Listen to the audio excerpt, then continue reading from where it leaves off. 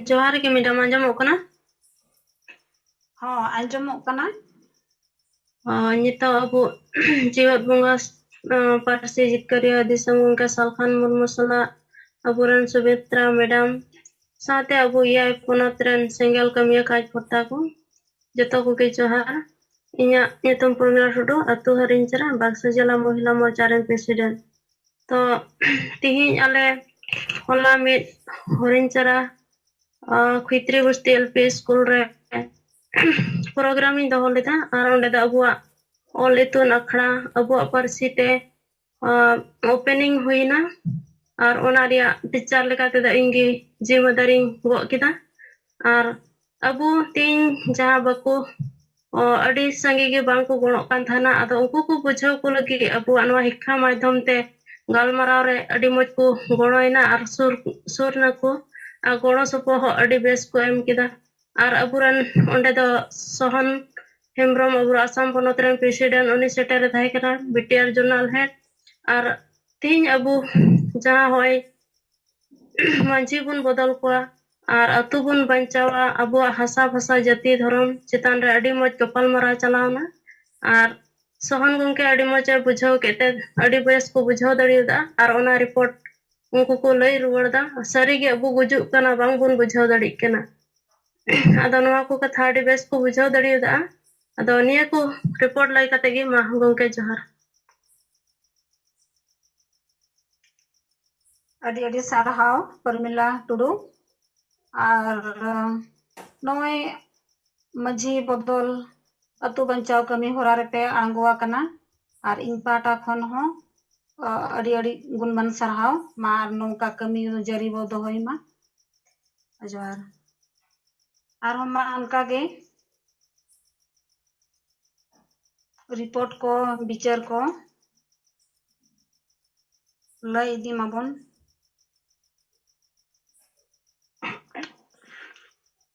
दी जोहार गे ito singa jumre seradakan Presiden Kariya Disomong ke Salkan Murmu tikin सावरे madam Sumitra Murmu तिकिन और ओना सावरे अब सात राज्यन कार्यकर्ता को चाहे वो सरदाका साराम को के जोहार इन पन्नमणि हेम्ब्रम बारीपुर महिला मोर्चा सभापति आदो इन नोडे मोका दो कंटिन्यू फील्ड दो बइन दाना दाड़िया कना तो दुकान रेगे जहाँ को हिजू कना इना कमी तुलिक के माने हर दिन गे मिद हो बार हो उनकाते पेपुन हो इन अलमरा को माने कंटी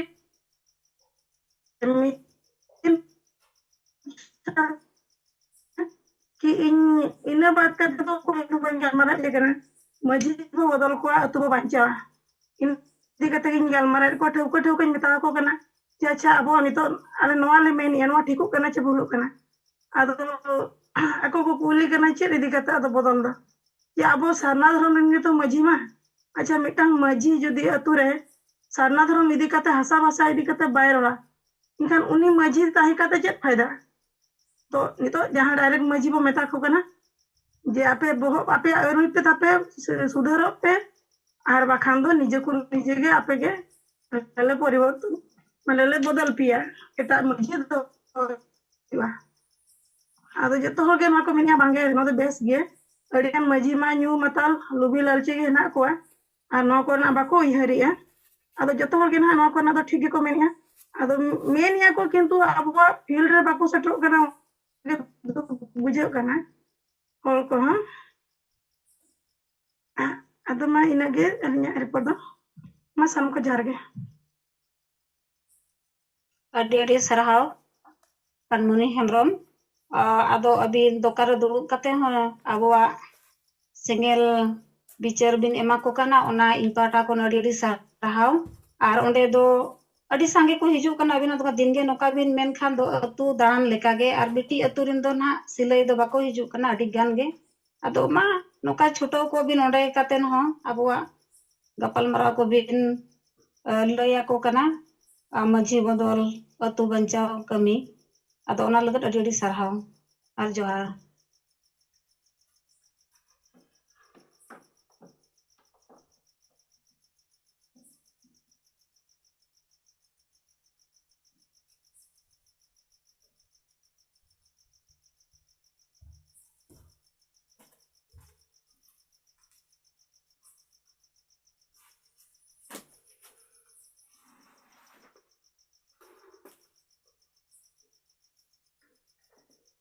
ᱟᱫᱚ ᱢᱟ ᱱᱚᱜᱼᱚᱭ 9 ᱠᱚ ᱵᱟᱡᱟᱣᱮᱱᱟ ᱛᱟᱵᱚᱱ ᱟᱨ 1 घंटा समय ᱢᱮᱱᱟᱜᱼᱟ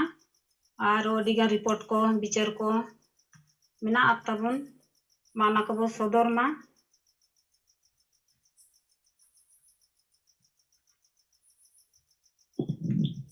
जोहार गे मैडम तीन मा सिंगड़ी जोम रे सेलेद अकन अबई जीवित बोंगा पारसी जीत करिया दिसुम गे सालकान मुर्मू ओना साथे जहर आयो सुमित्रा मुर्मू मैडम और ओना साथे याय पोनोत रे सेलेद अकन सिंगल केमिया को अलिंग पाटा सेन कोना गुरमान मन सिंगल जोहार अलिंग दो बागमुंडी ब्लॉक और कमीले कर बागमुंडी आदिवासी सिंगल अभियान सिंगल पारगना तो अली हो तिहिन पकोड़ी दुकान रे अलिंग उनकाले दुड़ुब लेना आदो बारिया मिटन दो ताहे कना प्राइमरी मास्टर और मिटा दो हाई स्कूल रे प्रा टीचर आदो उनकिन किन मेतालिंग ना धीरेन बाबू तिहिन नय देवाल करे दो तिहिन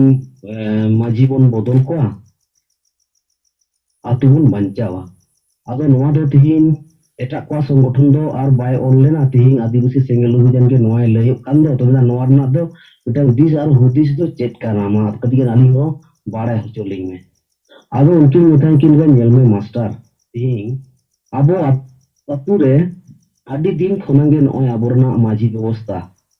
सोलो अना नय व्यवस्था मेना ताबन गया नीत रे हो आबरन माजी बाबा तेको तीस रहो आबोना जाति भाषा भाषा धर्म इदी कते कोनो दुरुब बाको दोहो आकादा आदो नोआ लेका तेके तिहिन आबो ये जीवित बोंगा सालखान मुर्मू आदिवासी सेंगेल अभियान दाराजते तिहिन नोआ मुद्दा से नोआ नाय ऑल केदा ओना लेका ते तिहिन आरे आदिवासी सेंगेल अभियान जहां तक की कमी होड़ मेना लेया नोआ ले पासना वेदा आदो नोआ ले पासना वेदा तिहिन माझी को आको ते को बुझा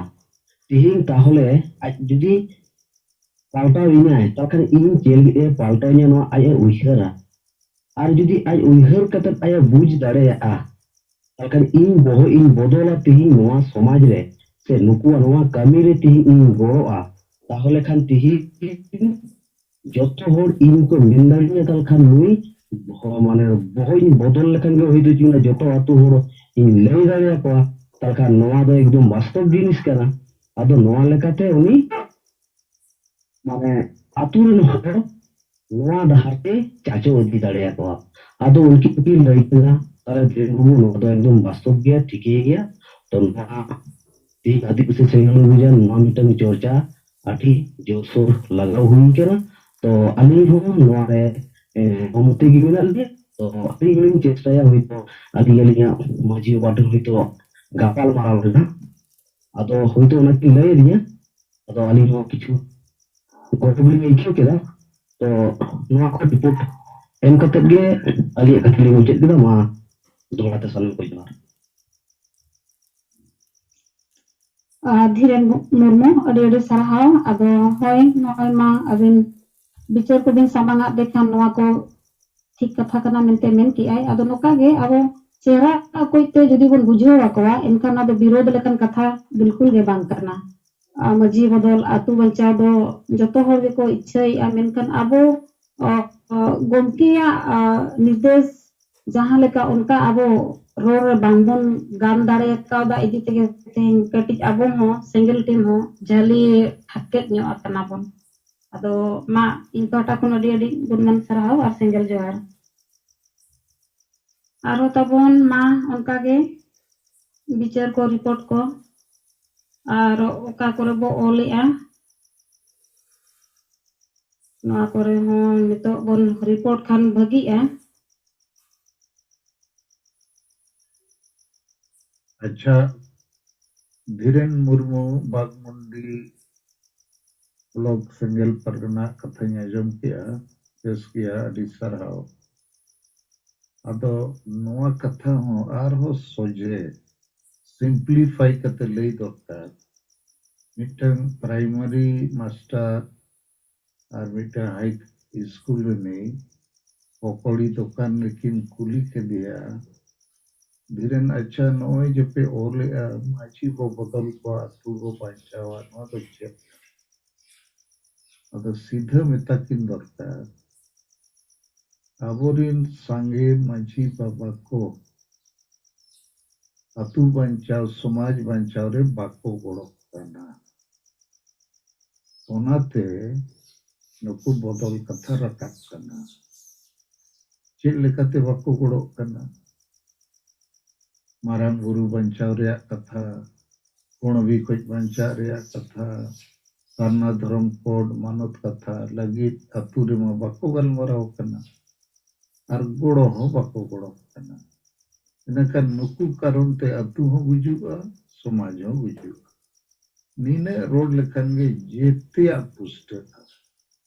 अदो इन नेल पियिन हंते पंते हंते नाते माने ओना अडी सिंपल स्ट्रेट कथा आपे मा प्रैक्टिस पे कोई दरे इन दो रोड रोड ते चेनवा करना अभिज्ञता ढेर मेना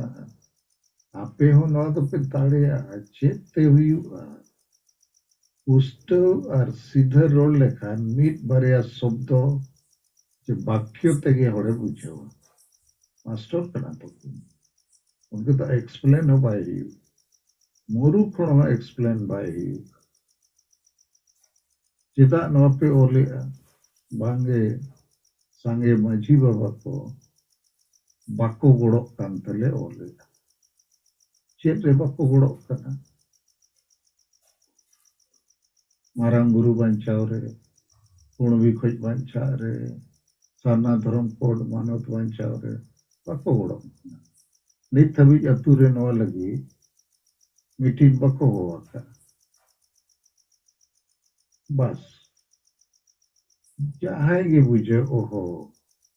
नो बंचाव रे बाको गड़ो कना अतु रे बाको मीटिंग ने इना खान नो बुझुआ और आपे अतु रे नो पे बुझुआ इना खान नोया बहो बो ठीका और बाय ठीकु अबो इना खान जहां वो बदल या अतु रे निके ठीक है मतलब अच्छा इन बढ़िया समाचार रिपोर्ट थोड़ा ले सुनें क्या ना मिटन तो तहीं सुप्रीम कोर्ट रे मिटन फैसला है क्या ना जे शिबू सोरेन और तीना गन जेएमएम रिन एमपी को घूस को हतावला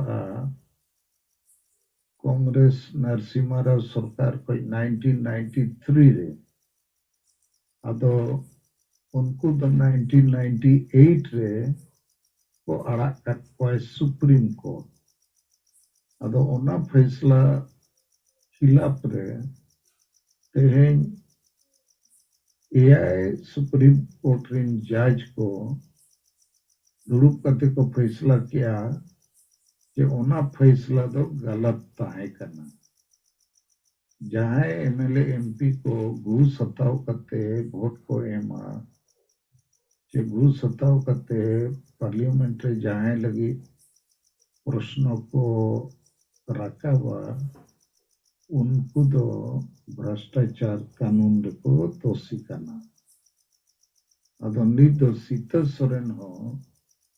2012 रे घूस हताव करते राज्यसभा रे वोटे एमना को सब कर दिया और सुप्रीम कोर्ट रे पिटिशन एमला जे इनी ससुर बुढ़ा पे अड़ा कर दिया इनो अड़ा पे अदो नोआ चितान रे फैसला है जना बांगे बाबो अड़ा तड़े चे नोकना मामला रे दो छूट बांग एमो गानो तो मिटन अडी मारंग घटना कना नुकु सोरेन परिवार चे सोरेन खानदान में दो इते बड़ा मिटन बखन मिटन भ्रष्टाचार रे मामला मेना अदो गप्पा दो ना खबर कागज करे सत्य छापा जेएमएम घूस कांड का फैसला गलत हुआ था सुप्रीम कोर्ट ने सही फैसला किया इत्यादि दोसार होला मादर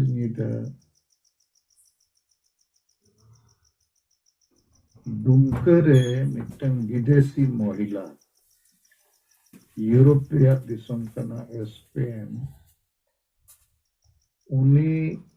एआई गोटे संताल हर को निदे को रेप केदिया बलात्कार हुईना आदि माने बड़ी घटना पूरे दुनिया रे नोआ रे बदनामी एहोबेना अदो और जेते बलात्कारी संताल आर को भूल कना तो अतु रे हर निसर को ताहेना इन खान नौकान घटना को हुआ गई को हुआ परिवार रे आदि लेकाना लेकिन नोआ लगी अब समाज रे दो निसर को चाबाया प्रमुख बुलू को चाबाया बहिष्कार को डन को चेक को नोआ रे कोई चर्चा बनो तो नोआ के बारे रिपोर्ट जे दुमका रे नौका हुई कना मिटन और सुप्रीम कोर्ट रे नौका फैसला हुई कना ᱟᱫᱚ ᱱᱚᱜᱼᱚᱭ ᱥᱟᱦᱮᱵ ᱱᱤᱛᱚᱜ ᱱᱚᱜᱼᱚᱭ ᱠᱷᱚᱵᱚᱨ ᱠᱚ ᱞᱟᱹᱭᱟᱫ ᱵᱚᱱᱟ ᱟᱨ ᱱᱩᱠᱩ ᱥᱚᱨᱮᱱ ᱠᱷᱟᱱᱫᱟᱱ ᱫᱚ ᱟᱵᱚ ᱵᱚ ᱵᱮᱥ ᱴᱷᱤᱠ ᱵᱚ ᱵᱟᱲᱟᱭ ᱜᱮᱭᱟ ᱱᱩᱠᱩ ᱱᱚᱜᱼᱚᱭ ᱢᱟᱨᱟᱝ ᱵᱩᱨᱩ ᱠᱚ ᱟᱹᱠᱷᱨᱤᱧ ᱠᱮᱫᱮᱭᱟ ᱫᱤᱥᱚᱢ ᱦᱚᱸᱠᱚ ᱟᱹᱠᱷᱨᱤᱧ ᱠᱮᱜᱼᱟ ᱱᱩᱠᱩ ᱫᱚ ᱡᱮᱞ ᱨᱮᱫᱚ ᱠᱚ ᱥᱮᱭᱟᱜ ᱢᱟ ᱟᱨ ᱱᱚᱜᱼᱚᱭ ᱦᱟᱺᱰᱤ ᱨᱮᱭᱟᱜ ᱦᱚᱸᱵᱚᱱ ᱧᱮᱞ ᱠᱮᱫ ᱜᱮᱭᱟ ᱱᱚᱜᱼᱚᱭ बेस होड़ हो नोरे नासा को ᱧᱩᱭᱮᱫ खान आकुआ ज्ञान बाय ताहेन खाना तो नोका बड़ी गान समस्या ताहेन कान गया अदो ठीक गया अदो माता बोन और आलो बो थीर को मा और हो रिपोर्ट को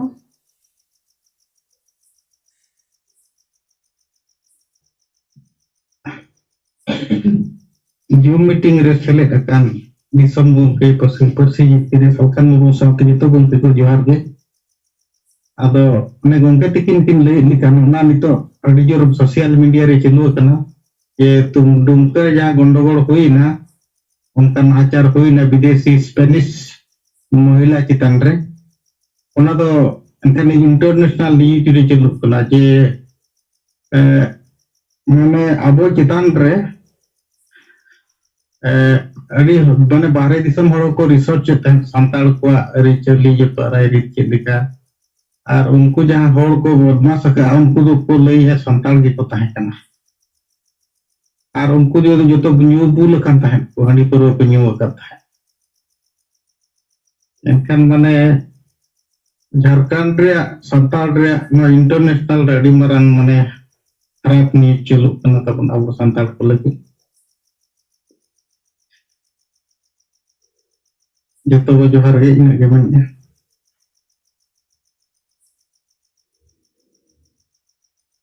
केसी टुडू राव मन साहा और होय नो नोका नो मा निसा तेगे और दो सकत बम दो सकत बुल को खान को दोस में गया बनवा का कोन नोका हुयु कना हम जोहार अच्छा केसी टुडू रिपोर्ट में एम किया था वो ना ठीक गया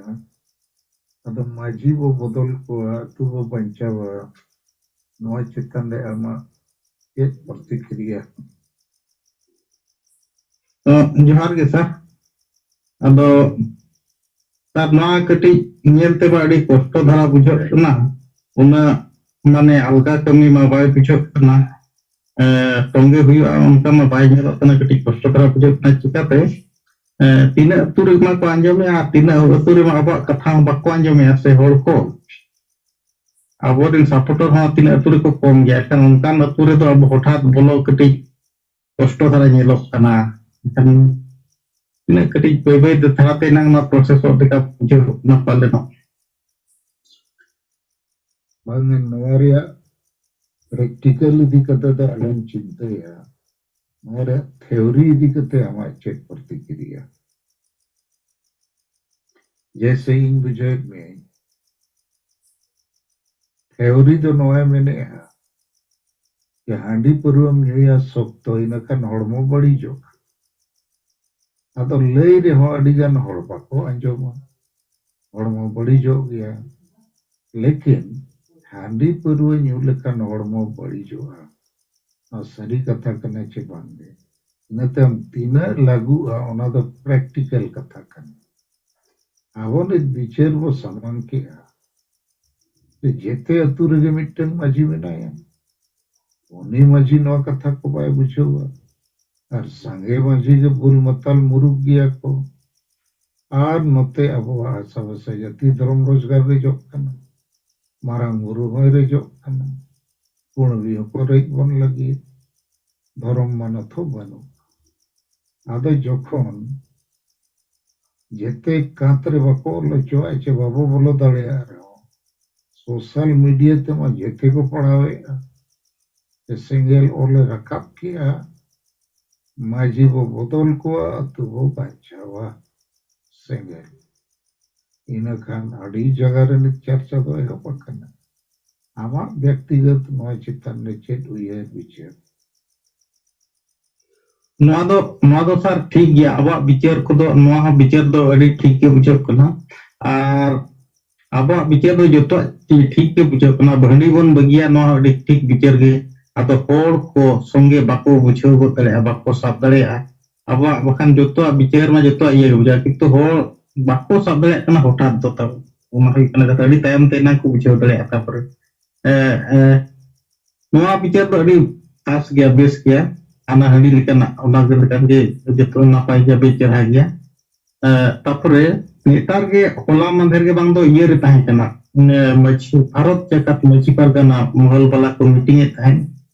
केंदुझुर रे उकासर रे ओने को मीटिंग ए ताहे इनखान उनको अब अरी चली चेत जतो मा को मीटिंग गया तो ना धर्म कोड विषय को तो को मीटिंग किया चे बाको मीटिंग किया ओना कथा दो आपे बाय बुझाव कना सर ओना टाइम ते बन चले ना ओना चितन में तो बोला कोई चे रिपोर्ट ला के जरा मीटिंग दो ना खाली अरी चली चितन रे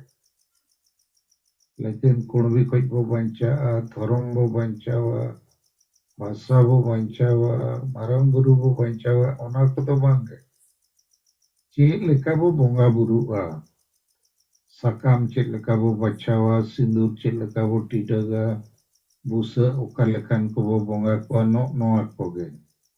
आदो इन्या हिसाब ते तो नोआ कोते तो चेत हो बाय बंचा आदो नुकु को दो उनको बुर मतल मुरु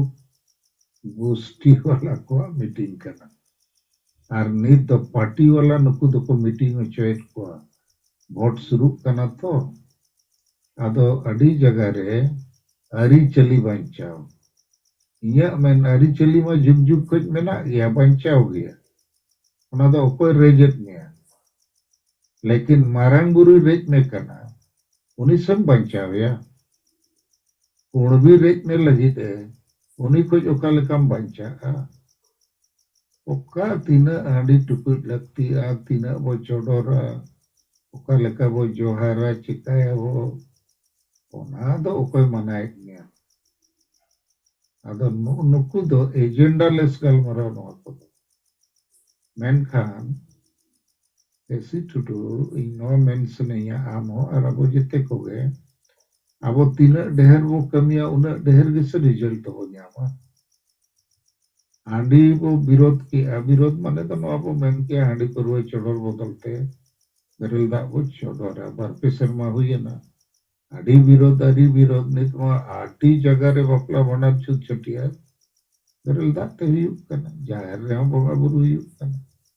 तो जहां जिनिस के समय लगा गया लेकिन उन्ना ढेर हो समय तो पाए लगा यदि आम ठेन संगे हो संगे प्रचार संगे नेता कार्यकर्ता नो पीछे रे बोल लगा लेकिन आम 100 साल मेन रहो दू और दू जोग लेकिन 5 हुआ ओलो पढ़ा होड़ मा बको आजो से आबोरेन मुरुक दो को आजम दाड़े को ना होया नेतर तो पले दू और दू जोग लेकिन 5 हुआ उनको हो लेकिन आवश्यक कोई बार बार वो बुझाऊ का दू और दू जोग लेकिन तो चेर के हुआ थोड़ा समय लगा लेकिन उनको बुझाऊ ये को तो नित आबो आदिवासी समाज बचाव लगी जुमिद लगी आशा बसा को जितकर लगी समाज सुधार लगी ओका कमी वो साबा चेत लेखाते वो साबा हांडी हबो बंदो चोएत गया ओना को आंजोमे अनित तो हर मिट लेखा नो ढेंकानाल रे माझी परगना महल के को मीटिंग किया ओंडे मिटंग हर सप्तो गर्जाव कते रोड किया अपे माझी को गोडेत को जोग माझी परानिक को नायके को हांडी न्यू परवा न्यू बंदो एकदम न पूरे वो बंदो या ओंडे को मीटिंग किया आबोरन को ताहे कना ओंडे तो आबुआ एलांग दो सेटरो कना लेकिन न बंदो ते हो कुणबिया एसटी मा बाय बंदो तो नो बंदो ते हो मारांग गुरु आजते बाय हिजुआ वापस आर नो बंदो ते हो साना धर्म कोड बाय ᱧᱟᱢो ओना लगी मारांग जुमित मारांग आंदोलन रेल रोड ट्रक चक्का जाम लगती है ओना लगी होड़ अतु रेगे मेना कोआ उनको बको गड़ो कना आतुरिन होड़ दो माझी बाबा तोल दोहो आकाद कोआ इन्या कथा गे आंजोम हुयुआ बकान बापला भांडान छुत छेटे रे बई गड़ोआ आर होइन डाडो पेया इनकान बोतर जम कना तो अदो नीत आबो रेहेट बो ᱧᱟᱢ ओडोक केया कि जेते अतु रेगे माझी मेना कोआ माझी बो सोचे को आर बकान बो बोतर कोआ नोआ ठीक अकन खान अतुरिन होड़ जेते को ठीकुआ आर नोआ दो आबो लगी एकला दो बांग का कि अतु बाको बोलो चोबो कना चे अतुरिन होड़ बाको बुझोया उनको नित हबी बाको बडाया कि माझी पा कारण ते नुकु हको बुझुक कना उयर पे जेते परिवारन गिदरे को ऑल पढ़ाना मैट्रिक आईए भी है यदि कुणबी को आदिवासी आ एसटी आ नुकुरिन गिदरे को पे जेते रोजगार रे जोका तो नोआ कथा औरी को बडाया तो उनका जे अब धर्म मानत बाबो ᱧᱟᱢᱟ आबोरिन जेते होड़ क्रिस्तान चे को हिंदू चाबा तो बोंगा बुरु को चाबा माझी नायके जाहिर माझी थान जेते उठाओ आबो बाबो सेटर कना लेकिन माझी वो बदल को अतु वो बंचावा और लेन खान अतु रे बाबो ओल दाले मेन रोड रे बो ओला हाट रे बो ओला bus stand BDO office railway station सुर करना कात करे छोटी करे लेकिन नित नो चर्चा गुरलव लेंखा माझी के वो बदलिया चे बाबू बदलिया ओना एकला कथा तो बांका अतु गुजुक कना तबे तो बंचाव रे कथा रखा बाबा अतु डुबुजो कना तबे ओना अतु रे ओलो पड़ा ओनो मेना को उनको हो अतु गुजुक कना अनु माझी के पले गोजे अनो बको बिचे रखा आबोरिन डॉक्टर इंजीनियर ऑफिसर बाको बिचे रखा बुझाव के बनु आबोरिन होड़ा कि चेक लेकाते बो लामटा कना गुजुक कना अतो नो नारा दो रेहेट ए टाडेया ओना टाडे कते नवा इत नवा दारे नवा उमनोआ जुमित दारे सेंगेल दारे तो ओना हिसाब ते नवा दो इnya लेखाते दो मिटा अडी मारांग बोमा कना माझी को नी तो राजा लेका मेना कनुको तो रंगदार कना को गुंडा कना को लेकिन गोटा चर्चा एहोब लेनखान माझी बदल रे गलमराव एहोब एम दो तायम दो थोड़ा मोरली को डाउनवा नर्वस हो को नौका को इरा पचा कुमड़ू को सब के पहुंचे ठीक है मन आरो कथा को बोले अबिन दो सर अड़ी गहिर भी उयहर का अड़ी मांग भी उयहर का ये अतु दिसम होड़ को जे आले को ये तुना उना बाले उयहर सेटल दाड़े ओना खातिर कटी तायम धराते कटी बुझाव दाड़े तायम ते बुझाव आदो एम्प्लॉय रे इन दो अलग तरह रे जहां को हियो एम्प्लॉय ओना खातिर ओना नो विषय दो अच्छा आलोचना दो हुई गया ले को गे ये नुई गंके लेका माने दो ओको बाको उयहर सेटल दाड़े जे नुई जहां रे कथा सेटल दाड़े उनका दो चिली गंके बाको settle दाड़े onkan godo tina juk nang cuko jono maji pargana eman ke jahan mol ko bicara ina hor mikir kete ko cabaya কিন্তু নই গংকে মানে বুঝাও তো উনা সহজ বাং আলে কিছু তো চর্চা গিয়া তা kami ভিতরে রেখো ওকে ठीक है कैसी टुडू अब नीत ना मार्च महीना सरकार हो अल्टीमेटम बो एमका दिया और समाज हो तो सना धर्म कोड लगी गोड़ पे आर बंखान 7 अप्रैल भारत बंदर रेलरोड चक्का जाम हुआ लेकिन आतुरिन होड़ को गोड़ो तबे तो हजार हजार होड़ को ओडको और रेल रे रोड रे आतुरिन होड़ मा बाको ओडको कना चेदा आतुरिन इंजिन कना मजी बाबा उनी के बाय ओडको कना उनी के बाय बुझेवा इना खान नीत जखन नवा नारा प्रचार होगा पूरा मार्च महीना रे वॉल राइटिंग सोशल मीडिया और जहां लिखाते गए माझी वो बदल को अतु वो बांचावा इन खाना अट्टीगन होड़ा बहुत रेनो गुडले बिचेर तेगे परिवर्तन दो हिजुआ अदम गुडले निते हो कना जैसे नॉय पुरुलिया जिला बागमुंडी अयोध्या बुरु चितान रे ब्लॉक में उन्हें अब सेंगल ब्लॉक पारगना नई लैकी पकड़ी दुकान रे मिटन प्राइमरी स्कूल मास्टर और हाई स्कूल मास्टर किन कुली की दिया अच्छा मुझे पे और ले आता वो माझी वो बदल को अतु वो बंचा हुआ नोरे माने तो चेक ठीक कथा किन कुली के दिया मास्टर कन रे हो किन ना नवा कथा कना तो चेक लेका वो बदल को चिदा वो बदल को चेक को दोषे बढ़ाई के आके अरे नुकु माझी को ऐसा जति धर्म रोजगार रे कथा के बको बढ़ाए अतुरे बिचेर के बको हुई का नुकु कारण ते जेते अतुरिन हड़ गुलाम लेका मेना को बोतर जम खना को बुझो किया तो राउल के ला बाजार रे नोना अपे तला रे अडिगन चक्री जीवी मेना को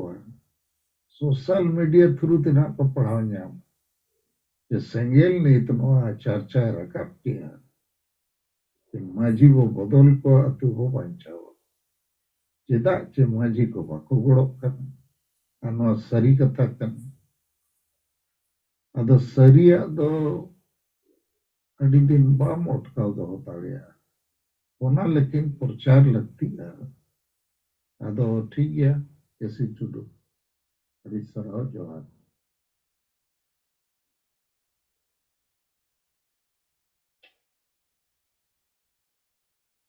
अच्छा कैसी टुडू तो अब सेंगल रे नहीं मिटन आयुरिया कन गया है राहुल किला रे तायना रेल रे कन गया है स्वास्थ्य विभाग रे और अब सला अब कमेटी पूरे कोड़ो रे बनाया उना लगी अड़ी सरह आदो मसे विकास चंद्र हेम्ब्रम बिनती बिन तुलका कथा को दोहय बिन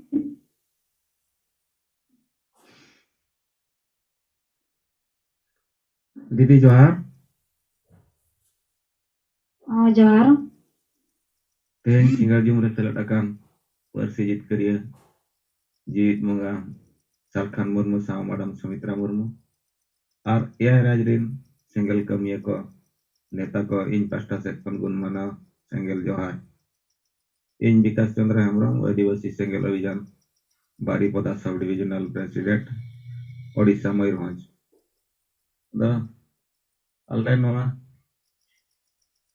Baripada John na gota pala jane to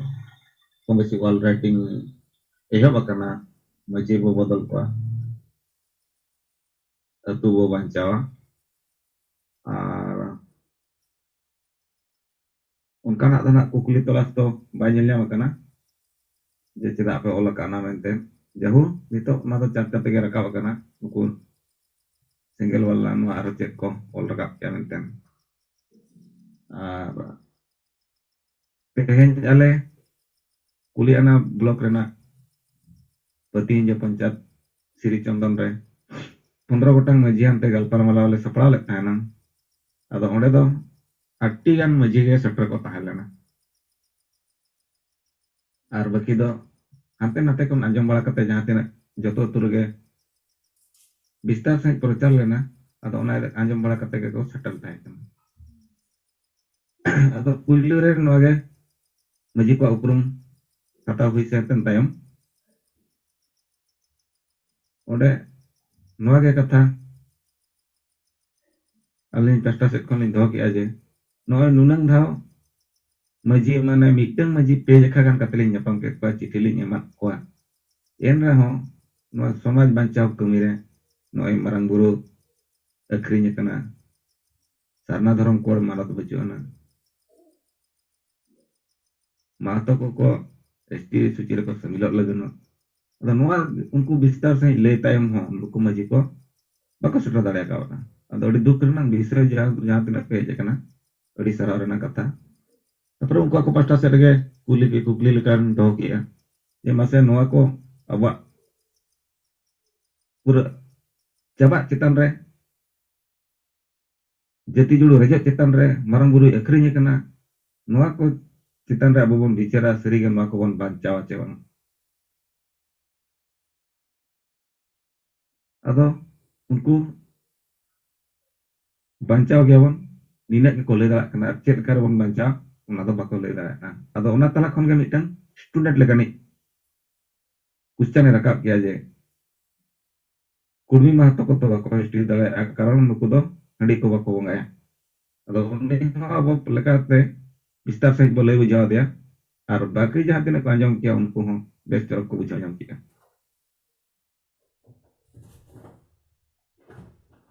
और जहां तना मजी को सेटर उनको अड़ी पॉजिटिव को बुझाव नाम किया और नो टाइम ते विचार किया नित दो नोआ आले सिंगल से खन नारा ले वेया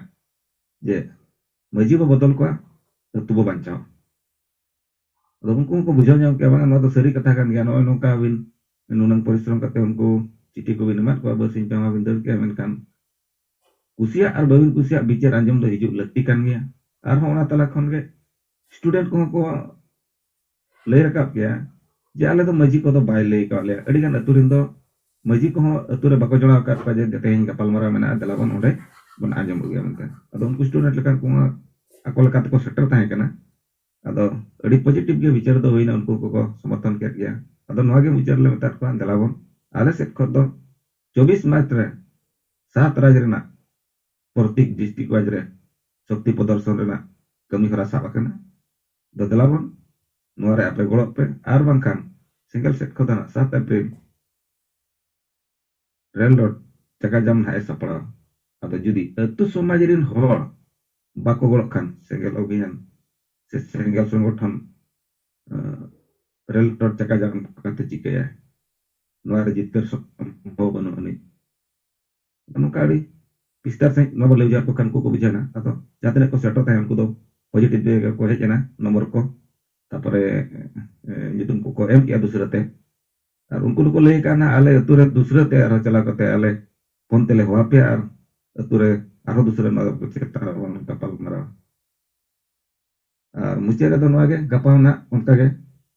धोबड़ी सौ पंचायत बलिखणी अतुरे ना ओडा दो 8 मजी ना को नेता कना और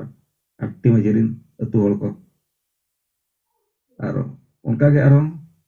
बुधवार हिलो मियांग जहां उना तो शाम सुंदर पंचायत शाम सुंदर वगे ओडे हो 8 मजी को ले कना अदा नोका गना गपार मियांग दिन दोना कंटिन्यू प्रोग्राम मेना और निये प्रोग्राम हुइसत परे दोना आर हो वॉल राइटिंग लेकाते अब आर कमरा बन साबा बाकी ए बंगरी पुसी लेकान जगह करे और मेन जगह रहा उनका बन ऑल लकाबा और बाकी एतु को बन ऑल दिया अदा मा गंके लिंक पास्टा से कंदा चे मैडम लिंक पास्टा सुन कंदा निका दरागे सनम को दराते मुचे जोहार अच्छा विकास चंद्र हेम्ब्रम अडी सराव अदो नोआ मीटिंग रे बखान नोय जे मजी को मीटिंग को पे होए नोरे भोट रिया कथा तो बाको कुली कना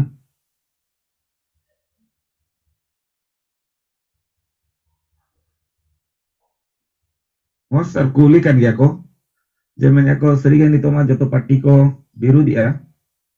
joto party ge abol bako kami kana nito okoy bon vote ya ado noa habon abo se kon bol ko kan gaya je ale do nito single sen kon do ale vote rena do horele bicara ale do nito do sarna dhorom code chele kare nyamoa marang guru chele kare banchawa ar kurmi mato ko alo ko stigma noa चिंता रे मेनात ले আর নিতো তো নোয়া গে নারা আলে তো লে এমাকানা যে sarna ko dhorom code jahay emoy adivasi uni vote emay আর নোয়া ho awset ko noa ho ako se kukli do le abon je judi vote bon ema chet khatir bon ema जुग जुग खन माबन अगु के दिया ना कारण बन बड़ा दाड़ा जुदी नित बन एमा चेक खातिर बन एमा ओना मासे ओना ना बन बिचार मा अदो कतना चेन माको से खन रिप्लाई बाय nyamok kana अदो ना बन ले को kana ale तो बहुत चिंता दो चुला नितो ale do sarna dhorom code कुड़ी में तो यार दिबे हाय हाय अब नोआ चेतन ने तो नोआ के लई दरकार आले दो नित दो समाज बंचाव कमी रे मेनाते यार पार्टी और पार्टी को वोट बचाव कमी रे तो बनु दिया और समाज बचाव लगी तो असा बसा जति धर्म रोजगार मरंग गुरु को बचाव लगती है और आपे पे कुली करना कोई वो वोटे है तो आलिया मेन दो चेदा जहां के वो वोटे अम्मा आपे के लई पे अलिधा वो वोट के अब जहां के वो वोट ओनाते चेत मारंगुरु फेरत हिजुआ चे सरना धर्म कोड ᱧᱟᱢᱚᱜᱼᱟ चे भाषा राजभाषा बिना इत्यादि माने ओकोय बो भोटे अकोय ढेर बिचार रे कथा तो चेदा बो भोटा अदो ठीक गे आमेम लई का को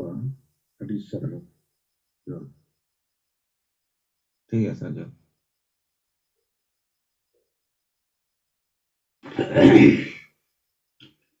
mat tanya no single Zoom meeting ra hoy parsi jit kare disamon ko je basal kan murmu madam smitra murmu और youth leader tikka murmu salat ya rajkan setter kan jete ko ge single johar to noda tanya report do no jamshedpur nuku noa Sundernagar थाना जमशेदपुर प्रखंड गे तो ओंडे हसारे नुकु माझी परगना महाल नु दसमात हसदा और दुर्गाचरण मुर्मू तो नुकिना आयुर्ते ओंडे meeting हुई ना होला ओंडे हसारे आदो नुकु हो नय माने जेमे मा भोट बंचाव लगी भोट सामठाव लगी नोआ लगी के मीटिंग नुकु दो जेएमएम के लगाव पाए नुकु दो जेएमएम नुकु माने मीटिंग कना को मीटिंग अदो ना लेकाते नेतो दो नोआ आरिशली नितुम तगे को मीटिंग और ओना सुर संगीरिन माझी को होवात को ताए और नोआ गे ako ado माने नोआ छूट छटेर भांडान बपला नोआ करेना नोआ आवा ठीक चला कना ठीक तबन करावा नोआ को और ओना लेकाते इना कोगे को गलमराव किया जे नोआ छूट छटेर जहां बपला भांडान मेना नोआ माझी को नोआ ठीक तबन चलावा और पेपर करे तो हेज एकना उनी दसमत हसदा जहाँ तरफ परगना का को बनाव का दे ना जुग सलाय तो उनिया गे पेपर दो हेज एकना कि आदिवासी अब खूब पढ़ा पे जीवन को और पढ़ाव लेन एनांग माने शिक्षा ये रे अब बन केटेजुआ और नौका के डॉक्टर इंजीनियर एमान डॉक्टर को इंजीनियरिंग को बन बना मा और नोआ रे माझी को नेल पे मेनते अद नौका कथा दो दसमा हस्ता रोड़ा का आदो नवा मा कथा बड़ाय कान गया नुकु माझी दो उनको ऑल पढ़ाव हर दो चेत गाइड आज जे खुद बाय पढ़ाव करना बुल हर आदो नो नोका नुकु बिचार आदो ना विरोध रगे अब तेहन सेंगल पाटा से खन नोडे करंडी रगे सेंगल दिन नोडे नेता को दुरुप कते उनको विरोध रे प्रतिक्रिया लेकाते पेपर बन एम का जे आपे जे नवा नवा नितुम ते नवा पे गलमराव कना लेकिन आपे नवा आदिवासी नवा जहां लेका ऑल पढ़ाव पे मेनेआ ऑल पढ़ाव में पे मेना डॉक्टर इंजीनियर को बना नवा को आदिगान कथा दो ऑल पढ़ाव को पेरेज कना आ नोते पे मेना नौकरी कते नवा आर्थिक स्थिति ठीक बना तो हेमंत सोरेन पूर्व मुख्यमंत्री आदो नुई मा नोय हाली रगे 7232 टी नुकु जहां के उर्दू भाषा शिक्षक के बहाली रे घोषणा किया आदो इनखान नोआ चितार दो कथा दो बपे विरोध या दोसार दो महतो को कर्मी महतो को आदिवासी बनाव को लगी नोआ जहां 8 अगस्त 2018 रे हेमंत सोरेन साइन का और उनका के जेएमएम पार्टी और हेमंत सोरेन आदो नुकु एसटी को बनाव लेन खान मा असली आदिवासी मा जेते करे जे नौकरी आदो आबोरी दो कार को नौकरी और उना लकाते फिर अपे और 5 जनवरी 2023 रे मरांग बुरु आखिन के दे फिर सारना धर्म हो नोआ चितान रे चेत हम बापे बिचारिया आदो नोआ को 30 पे बिचारा आदो नोआ रे मन्ना दापे जेमे मा वोट बैंक बनाव लगी अपे पे लगाव कना आदो नल का कते ना अब विरोध का नोआ ले सेंगल दो विरोध या नोआ लकाते नुकु और ना बन ऑल कट को आदो गपा पेपर को पे तिन को छपाया आदो ना लकाते न तो येलो कना चे गोटा गे नुकु दो ओना जेमे मा वोट बैंक बनाव लगी गे आरी चली नितुम ते गोटा माजी को जावरा कते नुकु नोका धंधा को लगाव का आदो ना लकाते नोय अब बन विरोध को और दोसर दो नोआ ब्लॉक रे तेहन ऑल किया ना जहां ब्लॉक टेन ओंडे दो नोआ गे बन मेन के गमके नोआ चे ब्लॉक और जहां के बस स्टैंड एमान करे मिद बार ठेन ऑल लेखान ओंडे दो सार्वजनिक स्थान रे गोटा रे हर को हिजु आदो नल कते नोडे जमशेदपुर प्रखंड रे अर्जुन मुर्मू जहां करंडी माझी सेंगल आदो नुई सला ओंडे ऑल का चे माझी बदलो गांव बचाओ आदो नल कतना नोडे पूरे खनो गोटा प्रचार नोडे दो गोटा माने प्रखंड खन माने दिन हला को हिजुआ और उनका के नोडे गलमराव ना चे अब मा गपा प्रखना रन गोटा के अब नते जहां के पूर्वी सिंहभूम मयू जहां के ब्लॉक को मेना जते लीडर को अपन अपन एरिया रे ना ऑल बने होबा नोल कते गोटा प्रचार मा नो चितार विचार हुई मा जे चेदा नोका को लिया आदो नियल कते हुई ना पटा सेट खन नित जखा द निका गे तुम्हारा सनम को जहर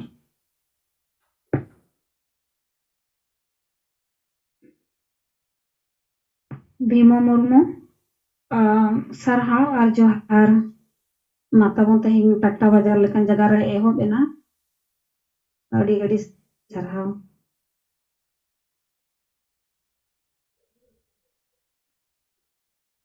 अदर माता बो नॉय 9:30 हुई ना और उनका के बिचार को रिपोर्ट को वो समंग मा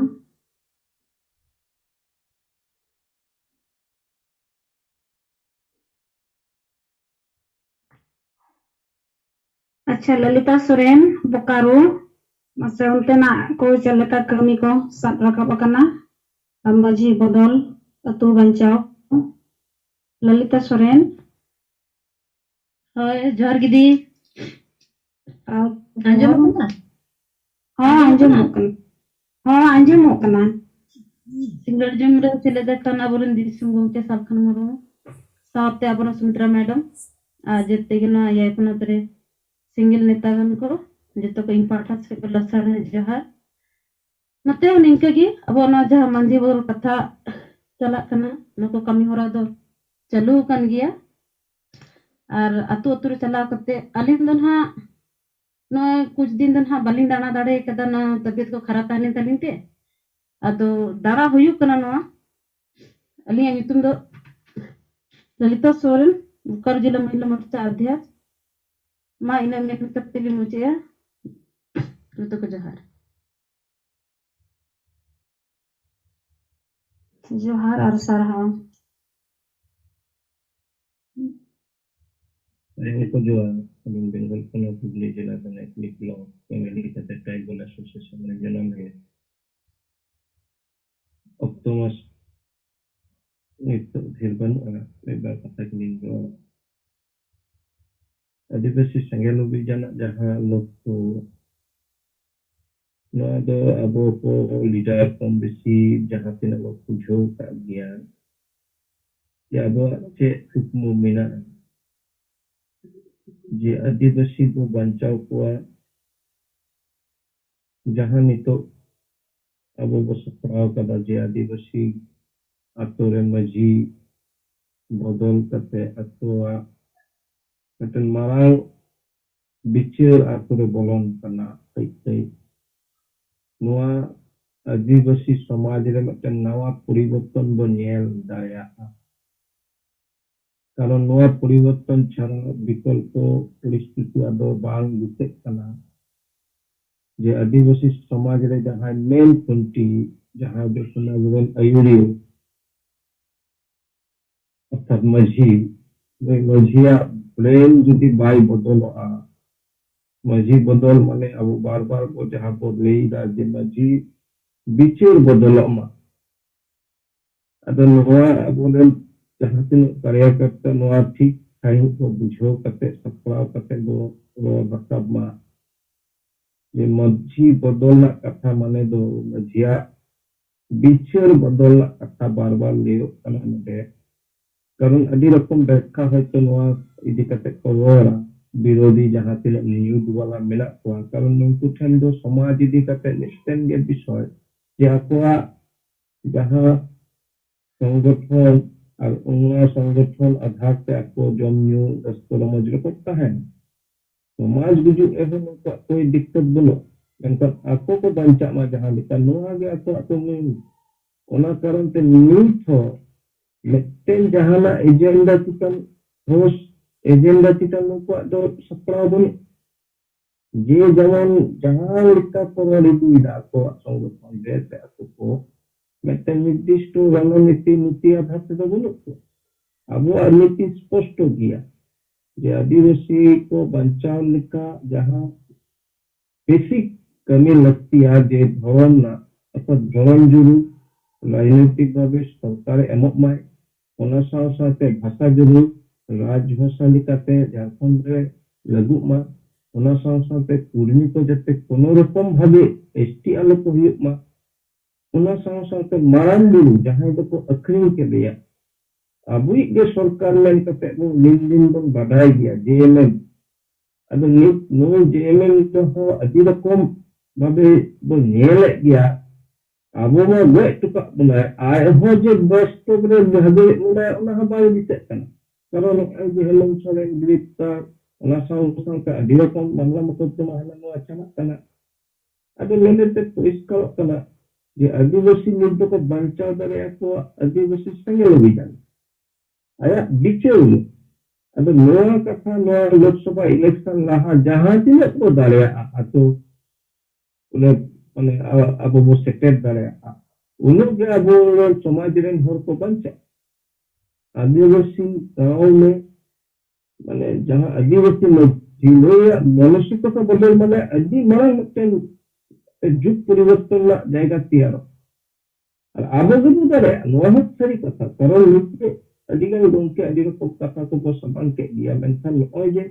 अब बिचर धीरे धीरे वास्तव रूप से हटाव दाय जेमन गरंदा कन से बंदी लेदा ओना वास्तव रूप रे न्यामक कन आगामी दिन नोआ बास्तव रूप हजूआ नित दो मस्जी को बाध्य को उयहरते बिचार नोआ के नित दो एम हुई कना नोआ रान बाध्य बका विकल्प बनुआ उन्हें बिचार ते बाध्य अदो नोआ बेस से को कमी मा अतो लेबो सेनो मा नेओ झगड़ा दो अबो अबो बाबो सेनो अबो स्पेसिफिक पॉइंट अबो को समान गांव में मस्जी को बदलो गांव को बचाओ आतो रे मस्जी बाबा को बदलिया और मस्जी आतो को बचावानो ono नारा तेगे किंतु समान भालो करेन आदिवासी को जुमी तो नो हम एक कांसेप्ट कला जुमी कारण नित मेटल उनका पिक्चर बन जाम दा से बाबू एल दाम जे आदिवासी को जुमी तो आमेन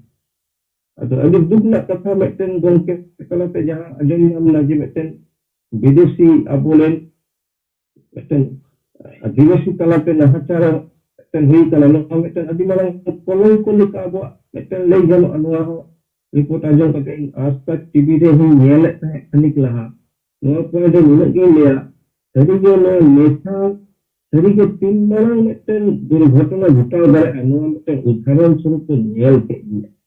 और उनारे सुदु नो दो तेहेन लेका बगाना नो जिनिस अभी रकम भागे घटा कला है तो हाईलाइट बाय हाईलाइट कला जहां नहाचार ना कथा बायरे दिसम ने आयो हो चिकन हुईना नोकला अबो अतो रहो से अबो समाज रे लगातार नो तो हुई गया और जे मेला झला हुई गया नो रे नोकला नोकला को अडी घटा गया कारण लेसा बन होल गए तो बड़ी और बेस्ट बिचरा है ओना भागते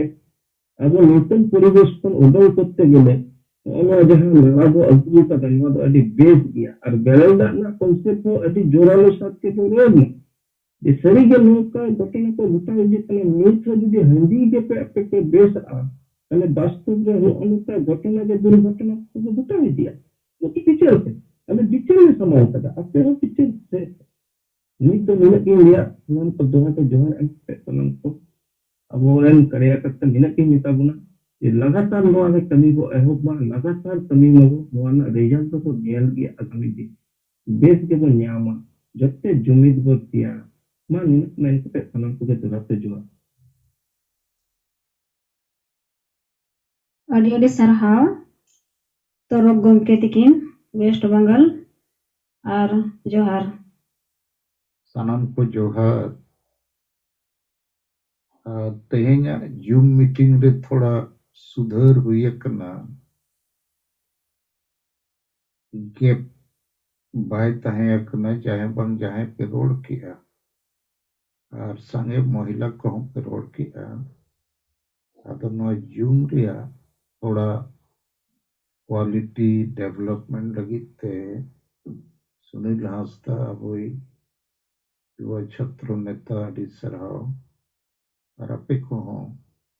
अदो एन रे हो पिके केते हो रोड रे वो प्रैक्टिस मा जैसे